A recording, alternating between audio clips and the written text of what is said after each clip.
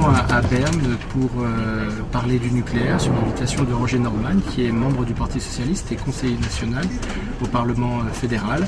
Et son invitation, je l'ai pris avec beaucoup d'intérêt puisque la Suisse a décidé de sortir du nucléaire. Il y a un débat au Parlement fédéral, particulièrement au Conseil national et normalement demain au Conseil des États qui est le Sénat, la Chambre haute suisse. La voie qui est utilisée aujourd'hui par la Suisse de sortir du nucléaire de façon réaliste et progressive est la bonne voie à suivre. C'est pour ça que je regarde ce qui se passe à l'extérieur.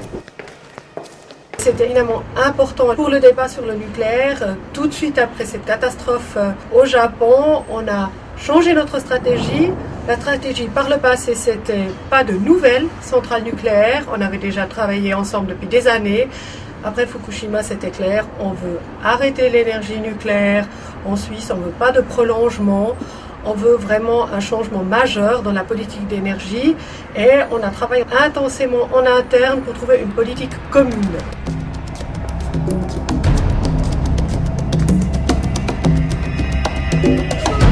La stratégie adoptée par le gouvernement, ça a été de faire une sortie progressive.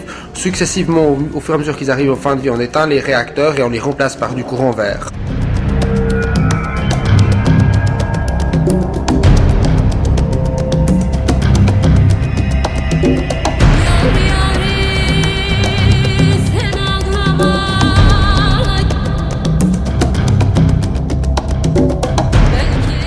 J'attends beaucoup d'échanges, j'attends de discuter avec bien évidemment les partenaires de la sortie du nucléaire, que ce soit des socialistes ou des écologistes, mais pas uniquement puisque une grande partie de la droite suisse, et c'est ce qui permet d'ailleurs de dépasser les clivages en Suisse et de dire que la question du nucléaire est plus qu'une question de gauche et de droite, mais une véritable question de choix d'avenir pour les générations futures. Ce qui a été décisif, c'est d'essayer de faire une coalition qui dépasse le clivage gauche-droite, d'arriver à construire progressivement une coalition dans différents domaines, en montrant aussi l'intérêt économique d'une sortie du nucléaire et d'un assainissement énergétique.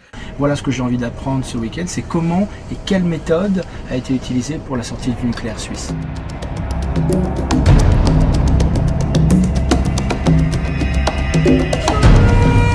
Il y a un énorme intérêt économique puisqu'il s'agit de renouveler toutes nos infrastructures électriques vieillissantes par des infrastructures propres, d'investir dans la production d'énergie éolienne, dans la fabrication de cellules solaires, dans les installations de biomasse également pour l'agriculture, c'est très intéressant. Nous avons fait faire une étude par l'Institut de macroéconomie appliquée de l'Université de Lausanne qui montre que le passage aux énergies renouvelables, pas seulement dans l'électricité mais de manière générale, pouvait amener à la création de 150 000 emplois à l'échelle suisse à l'horizon 2030. Rapporté à la France par une règle de 10, ce serait un potentiel de 1,5 million d'emplois en France à l'horizon 2030. C'est un énorme potentiel de valorisation d'énergie qui arrive gratuitement dans nos pays, que ce soit l'eau qui tombe pour l'hydroélectricité, que ce soit le vent qui souffle gratuitement, que ce soit le soleil qui rayonne gratuitement. Alors que le pétrole et l'uranium, on doit l'acheter et l'importer. Donc c'est aussi une question d'indépendance énergétique. C'est vraiment l'avenir. Dans cette perspective, il y a aussi eu le projet de formation de chômeurs d'un certain âge qui ont été reconvertis en conseillers énergétiques et ça c'était un grand succès puisqu'il y a eu 2 volets et tous ont retrouvé un emploi après dans ce nouveau secteur.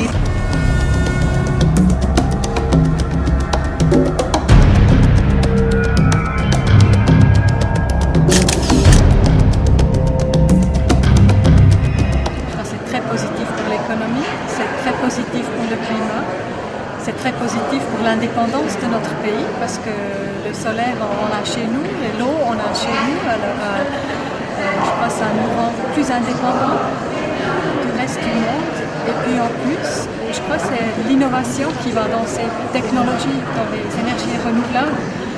Alors je pense pour finir, il n'y a que du positif.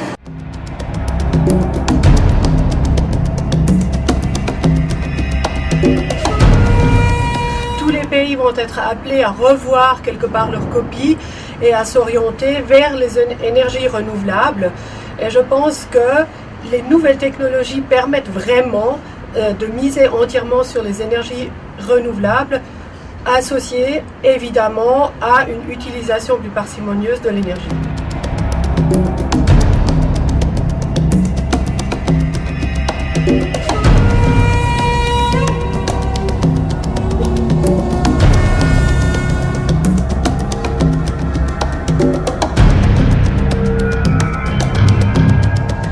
C'est un exemple, je crois, aujourd'hui de la Suisse, qui est un petit pays certes, mais qui a de grandes idées. Et je crois que c'est un exemple aujourd'hui pour le plan local, pour le plan national et pour le plan européen. Si la Suisse pouvait montrer l'exemple et la voie peut-être.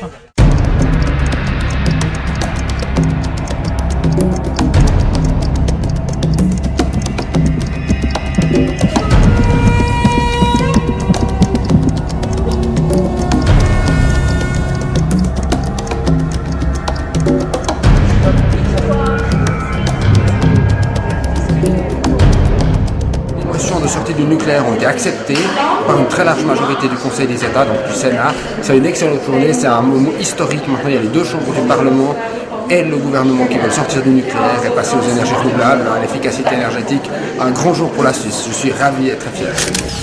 C'était vraiment une rencontre très enrichissante et aujourd'hui, ça me donne encore plus de foi et de courage pour aborder une problématique qui m'est très chère, c'est de porter un nouvel équilibre dans toutes les politiques publiques et de porter au pouvoir une nouvelle génération.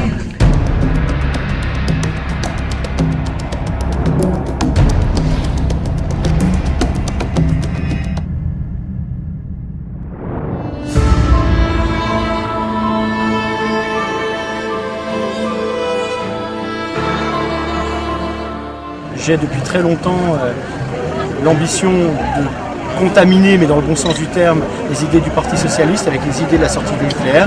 Et c'est aussi pour ça que je suis présent ici. On n'est pas nombreux en tant que socialistes, mais en tout cas, la présence a aujourd'hui un sens très symbolique et très fort.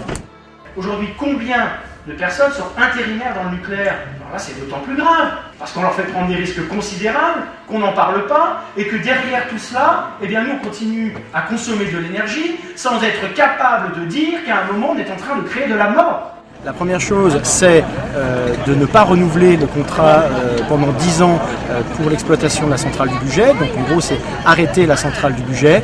Et puis le deuxième point, le deuxième enjeu, c'est de ne pas que sur le site ou à proximité du site, il y ait une décharge, une poubelle nucléaire avec les déchets contaminés. Donc c'est un véritable enjeu pour l'ensemble de la zone, sachant qu'ici il y a énormément de risques puisqu'il y a un certain nombre d'autres entreprises qui sont proches, Total par exemple, qui sont des usines classées à haut risque, Total par exemple Seveso et d'autres entreprises sont aussi Seveso comme Unilever. Et il est très important aujourd'hui de prendre en compte tous les risques qui sont liés à cette zone du Bugey.